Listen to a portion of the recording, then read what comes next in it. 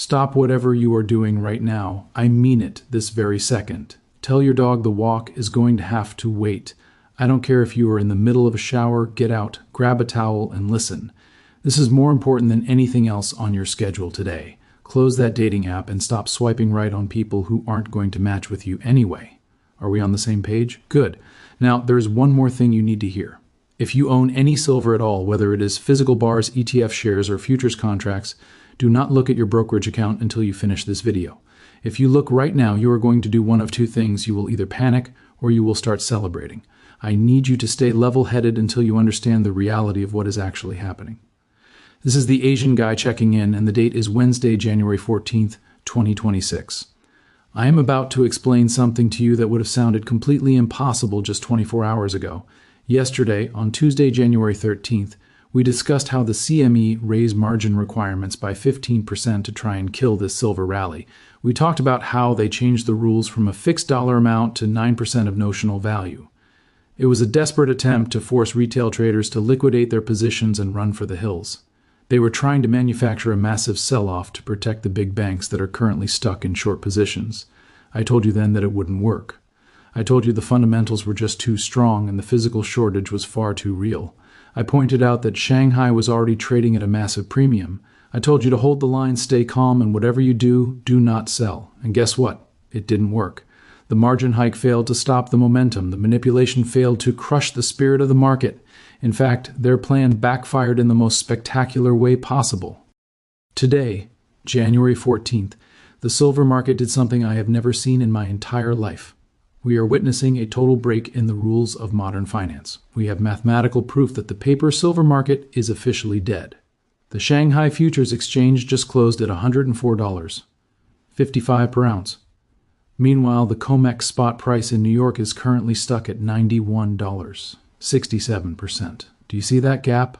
The spread between the East and the West is now $13. $13 on the exact same metal, the same commodity, the same element from the periodic table. In a functioning, healthy market, this is a physical impossibility. In a normal world, arbitrage traders would buy silver in New York for $91, ship it to Shanghai, and sell it immediately for $104. They would be pocketing $13 per ounce in risk-free profit. They would keep doing that until the price gap closed. That is how global markets are supposed to work. Price discrepancies are usually eliminated by arbitrage almost instantly, but this gap isn't closing. It is actually getting wider. Yesterday it was $8, today it is $13, and tomorrow it could be $15 or $20. The reason this gap isn't closing is the single most important thing you need to understand. The arbitrage is dead.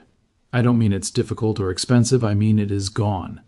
There is simply no metal left to move. The Western vaults are bone dry. The physical silver that is supposed to back all those paper contracts and ETF shares doesn't exist. It has been drained. The smart money saw this coming months ago and took delivery. Now, the entire system is breaking in real time while you watch this. I'm going to prove it to you using the numbers and the data that even the biggest skeptics can't ignore. So buckle up and focus. I'm going to show you exactly what happened in the last 24 hours because this changes everything. Let's start with the cold, hard numbers because numbers don't have an agenda. Politicians lie, bankers lie, and the media lies, but mathematics is the truth. Yesterday, the Shanghai Futures Exchange closed at $93.31, while New York was around $85. That $8 spread was already a historical anomaly and proof that the system was fractured. But today, things escalated beyond my wildest expectations. The Shanghai afternoon session closed at $104.55 per ounce. That is an $11 move in a single day. We are looking at an 8% increase in 24 hours on a commodity that is supposed to be stable. That is the kind of move you see during a currency crisis or when a government loses control of its exchange rate. It is the kind of move you see right before a total systemic collapse. Meanwhile, back in New York, the COMEX price is trading around $91, 67%. While that is up from yesterday, it didn't even come close to keeping pace with Shanghai. The spread has blown out to nearly $13, which is a 14% premium. In the world of finance, a premium like that on a fungible commodity means one of two things. Either there is a total breakdown in logistics, or there is a total breakdown in supply. We know it isn't logistics. Planes are still flying and ships are still sailing. The problem is supply. When banks try to find physical silver in New York to ship to China, they find nothing. Vaults are empty, dealers are sold out, and mints are backlogged for 8 weeks. On top of that, the new export licensing system that started on January 1st means once silver enters China, it stays there. The bridge between these two markets has been burned to the ground. The paper market in the West is trading at $91 because that's the price of a digital promise. The physical market in the East is trading at $104 because that's what people are paying for the actual metal. The paper price is a fiction, the physical price is the reality. This is the system screaming that something is catastrophically wrong. Remember, the CME tried to stop this yesterday by raising margins to force people to sell. It worked for about 6 hours before the buyers came back and overwhelmed the system. The banks like JP Morgan and HSBC are now in serious trouble. They have been shorting silver for years to suppress the price. They have been fined hundreds of millions for manipulation in the past, but they never stopped because it was profitable. But now they are trapped. When you are short a commodity that is in a physical shortage, your potential losses are infinite. The banks can't cover their shorts because there is no metal to buy. They are staring at technical bankruptcy. And it isn't just silver. Gold just hit a new all-time high of $4,644 per ounce. The bond market is in a tailspin with treasury yields spiking because investors no longer trust the dollar. This is a global vote of no confidence in paper assets. Look at India, the world's largest consumer of physical silver. The local price there has smashed through 290,000 rupees per kilogram. That translates to roughly $132 per ounce. Think about that. While New York says silver is $91, people in India are paying $132. That is a 45% premium. Markets in Mumbai and Delhi are reporting they are completely out of stock.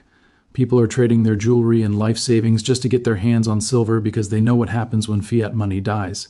The West is still asleep watching mainstream news and believing the paper price is real, but the East is wide awake and buying every ounce available. So, what should you do? If you own physical silver, do not sell. You are holding the winning ticket. If you own silver ETFs like SLV, you need to ask yourself if you really trust JP Morgan to have your metal when the music stops. If you are looking to buy, the window is closing. This isn't just a silver rally, it is the endgame for the paper currency system. We are watching the greatest wealth transfer in modern history. The paper market is dying, the physical market is taking over, and the repricing has already begun. My target remains $375, and that timeline is accelerating. Decide right now which side of this trade you want to be on. This is John Agg from Currency Archive. The spread is $13, the banks are trapped, and the system is failing. Get out of paper, get into physical, do it now.